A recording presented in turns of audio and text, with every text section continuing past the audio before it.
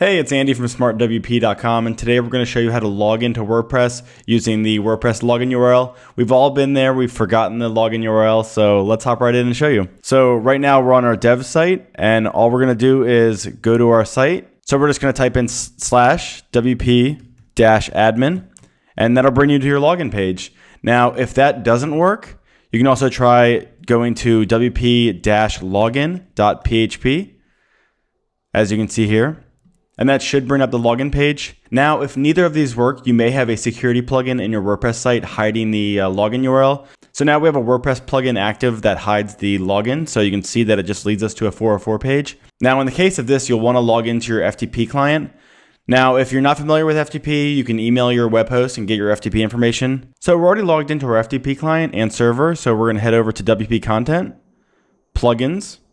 And you can see here we have a plugin called WPS hide login. So that's most likely the plugin that's hiding our login. So we can just go here, add an underscore beforehand, and we'll rename the file.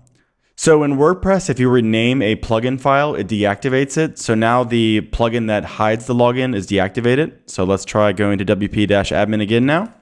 And you can see we're back to the login page. And of course, like usual, if you forgot your password, you can just hit lost password and type in your email or username, and you'll get your password in your email. We hope this quick tutorial was helpful to find your WordPress login, and remember to like and subscribe for more WordPress tips, and check out our full tutorial on smartwp.com. Thanks for watching.